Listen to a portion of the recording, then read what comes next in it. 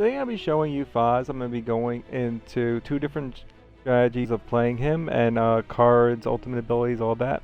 So we'll get into his ultimate ability, which is X-Ray, which allows you to see and shoot through walls with ballistic weapons while active. So when you use this, you're going to have all the enemies on the map currently spawn light up in like a blue. I'm colorblind, so it is what it is, whatever you see. And you can shoot through them. You can shoot at them regardless if there's any structures in front of them, wherever they're on the map. The only thing you can't still shoot through is if the dude has the shield up from the bastion. You can't shoot through the shield. That's the only thing you can't shoot through. Everything else is fair game. We have his passive ability. Oh, it's also, I also want to note on his ultimate, it's really cool to be able to get that snatcher way back in the back that isn't moving yet, or the carrier, to just take a tri-shot out and inflict some heavy damage right off the bat, or to take out so many drones that once you take out the boss, the second one doesn't spawn. So it's a really good ability on the boss waves either way. Passive ability is every 6 critical kill drops a pill for pickup. So it's really nice in the start of the game when JD's gonna get the first locker. You're probably gonna have to wait a little bit. So getting a couple extra shots just from getting your marksers and using your long shot as needed is really useful. And let's get into the cards. We have long shot handling, automatic reloads, chance on critical kills. Now this is actually kind of cool, especially if you're primarily losing the long shot, because say you have an active and you're not actually using the active at the moment, and you just get a critical kill, headshot, or a critical kill, then when it reloads, you automatically get it as an active. Now, if you have an active building when you get the kill, it will start off as a non-active shot on the reload, but once your active becomes inactive, then your shot becomes inactive. So that's pretty cool. Also, it goes up, so eventually it becomes 100%. Even at 50, I'm kind of loving the card. Like, I'm rocking it, and it's a lot of times I can get back to headshots real quick using it. It's pretty sweet. Now, if you're a fan of the EMBAR, well, anyway, we have the modified EMBAR, which is increased damage and active effects. So you're getting increased damage, and you're getting increased damage on your actives. Modified long shot is the same thing as the modified EMBAR, just on the long shot. Ambush is increased critical damage to unwounded targets. Now this is unwounded targets. It can't take sentry fire, it can't take pistol fire, it must have 100% health to benefit from this card. It also needs to be critical damage, so you can't shoot it in the leg, you have to shoot it in the head or in a critical spot. Like if you shoot the dead center of a bastion. We have Master Marksman, which is faster precision rifle reloads, which affects the Marksa, EMBAR, and Longshot. We have Icy Precision, a very interesting choice for the legendary. Damage to freezing enemies. So this gives you extra damage with precision weapons, which are the Marksa, Longshot, EMBAR, and the Tri-Shot, to partially or frozen enemies. So, besides on Icebound, I really don't see it being a viable card to use in any situation. Not too many people are going to run around with a cryo cannon. Generally, the only thing that gets frozen on high-level difficulties is the Matriarch. And generally, in most games, the only thing I ever see get frozen is the Flock or the Matriarch. So, the Flock you can put damage into, but the Matriarch, then you have to go flank them after it's frozen. You have to be in that position. So, to have this card in your 5, while you can actually benefit significantly if it increases at this rate, it end up at 130. I really only see it being useful on Icebound at the moment, where like you have JD use a GL, and actually you can put the GL as your secondary weapon if you get JD give it to you too. Then when you use that, you could blow up the ice and start sniping them. But other than Icebound at the moment, I just don't see the use of that card. Somebody can enlighten me to an alternate strategy, that would be great at the moment. I don't see it. I've never seen anybody use an effective strategy with it. Critical Parade. We have X-ray critical hits. Extend X-ray by 10%. Now, it does say critical hits, but if you look on the right, it is critical kills. You do need the critical kill to extend the X-ray. Team Score increases the team score. Exploit Weakness is critical damage during X-ray. So this is ballistic weapons. Non-explosives, drop shot salvos are not going to work. Tri-shot will work. You could even use a claw, and that is a ballistic weapon. Any ballistic weapon that will have increased critical damage during your X-rays.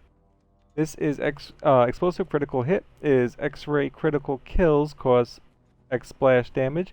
So you'll get a little explosion around the enemy that you just killed. So if they're grouped up, you can get the kill, potentially get other kills, and if not, inflict damage upon them.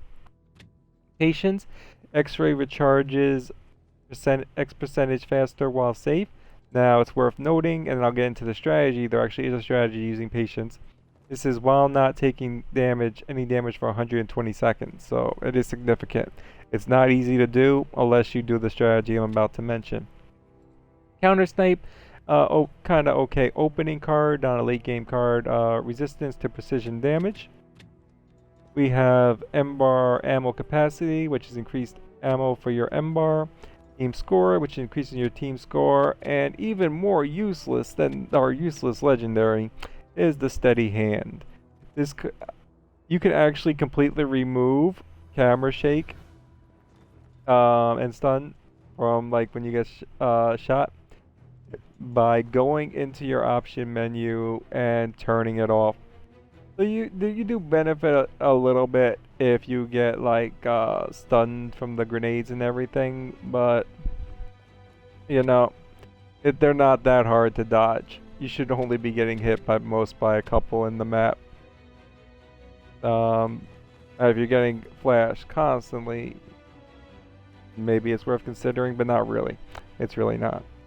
So what I like to do is the long shot handling, the modified long shot, the ambush, master marksman for even more reload speed when I don't get the one shot kill. And it really depends on my team. If I'm going in with randoms or I'm just leveling up, like I was just leveling him up to 16 real quick. I wanted to see the percentage on this. I already knew how useless it was. I already knew what I wanted to do for this video. I just wanted to see the percentage on it. Sometimes I'll run the modified EMBAR. If I'm not running the modified EMBAR, it's really a toss-up. Generally, at the moment, I'm running that, but if I don't think I'm gonna have lockers or it might be a problem, I'll also, instead of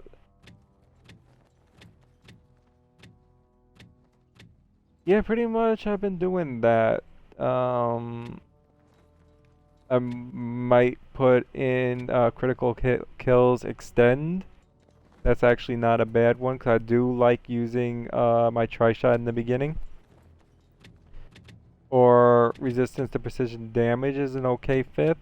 Really, this strategy is whether you prefer the long shot or the EMBAR. So if you prefer the long shot, it's 1, 2, 3, 4, 5, well, 4, and then a fifth, but you can easily make this, or dealer's choice, or it's EMBAR reload speed, definitely, because the EMBAR takes longer to reload. I still wouldn't go with the capacity unless you don't feel like you're going to have blockers. And if for some reason you're just not firing the long shot at all, then your other three should be X-ray critical hits, extend X-ray, critical damage, and then dealer's choice whether you want to do critical kills cause splash damage or resistance, or extra ammo on the EMBAR, which actually if you're primarily running the EMBAR, you can go through 18 shots in a wave, so that's actually a really good card too. Now the alternate strategy of doing this is to pretty much not engage. Both these first two strategies are more like actual sniping and engaging as much as possible, but while staying safe. This strategy is completely almost non-engaging, and this strategy revolves around a locker of 4 tri-shots. And you could use the long shot, but really 4 tri-shots are best. So you're gonna put X-ray recharges 100x faster while safe, and you're going to try to stay off the map where you can only snipe occasionally. Maybe you have like that long range snipe where you're not really gonna get hit, but you can occasionally snipe people. So that's that spot you want. It might not be viable on all maps where people are building, but you want to be as far back from combat as possible. So it is X-ray recharges while safe. It is X-ray critical hits extend on critical kills. Increase critical damage during X-ray. X-ray critical kills cause splash damage, and it's increased critical damage to unwounded targets. So you're just going to try to get as many X-rays as you can, and then go in with the tri-shot. And it is a strategy. You can use it, especially when you get these cards up, and your percentage on your you're getting a lot of it on your X-ray during those 2 minutes, because the breaks count, at 30 seconds counts, and if you can, you should be in a spot where you can occasionally get kills. You can get some kills. You're just really safe, so you're still getting those kills. Don't be like out at that one spot where you really can't get hit, and you can't shoot as well. You want to be as safe as possible, because you just don't want to be taking damage for 2 minutes. That's the thing. So you need to consistently be doing that. Now, if you're not taking any damage for 2 minutes and use the tri-shot, you use your X-ray, and your ability ends, you still haven't taken damage, that boost does still apply. You don't gotta wait another 2 minutes. You just want to be in that position where you're not going to get hit. You're very unlikely to be hit. And that's how you use that strategy. It's just continuously going in with the tri-shot with the X-ray. And if anybody does have a viable strategy for this card, besides Icebound, or low levels, freezing all the bosses for some odd reason, I don't know, please let me know. I hope that helps.